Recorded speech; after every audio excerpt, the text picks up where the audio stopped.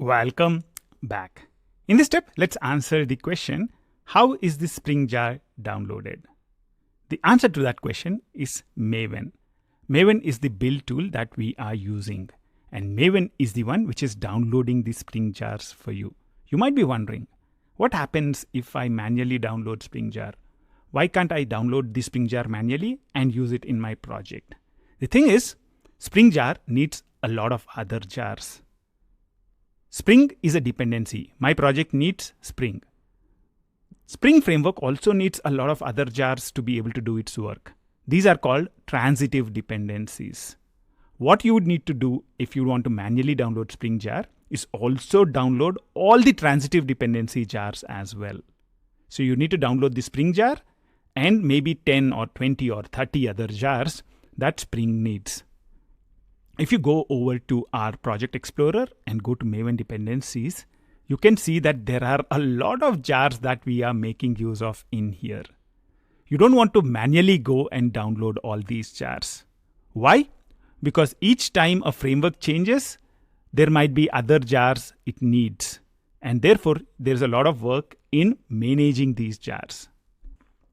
So if you want to upgrade to a new version of Spring framework, you need to manually download these jars again. Maybe 100 or 200 jars.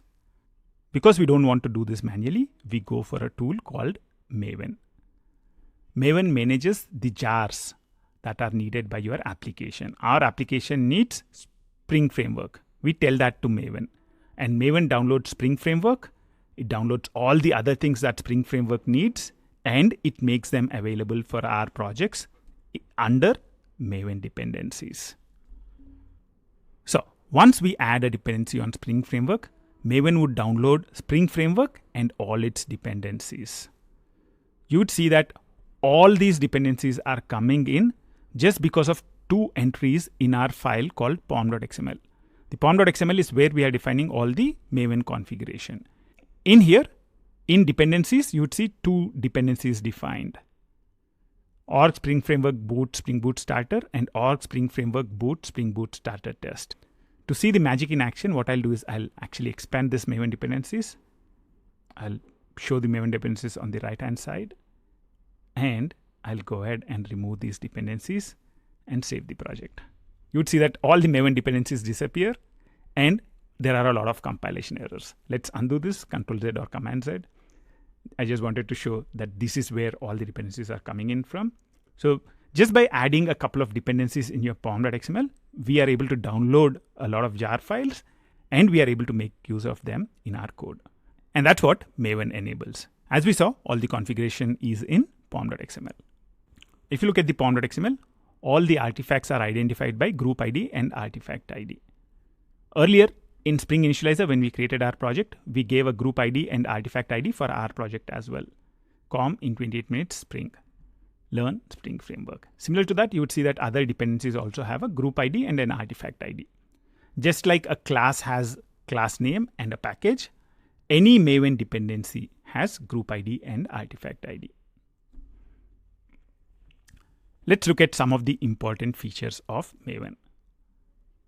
Maven defines a simple project setup that follows best practices. It enables consistent usage across all projects.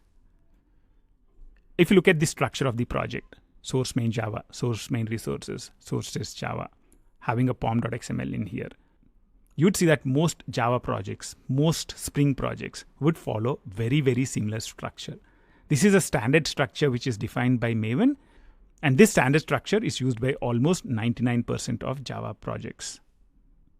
Because of this standard structure, whenever you move from one project to another project, you don't need to worry about where your source code is. Your source code would be in source main Java.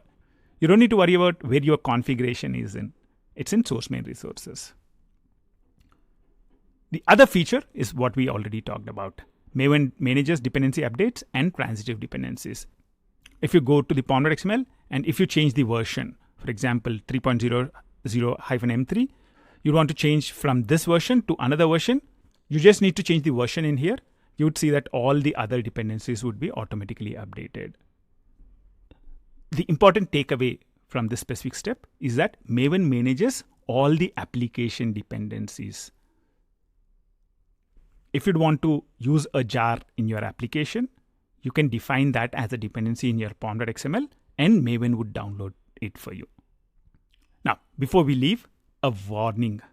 Earlier we talked about Spring dependencies. Now we are talking about Maven dependencies. What is the difference between them? Maven dependency is a jar that your application needs. Spring framework I would need.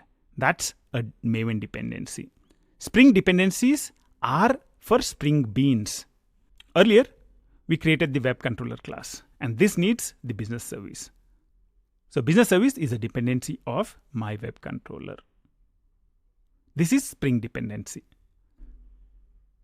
Spring dependencies are at a lower level. They are at a level of a class. But Maven dependencies are at a higher level, the jars or the frameworks that you would need. The term dependency is used in both Spring context and Maven context. So whenever somebody talks about dependencies, ask them, are you talking about Maven dependencies or Spring dependencies?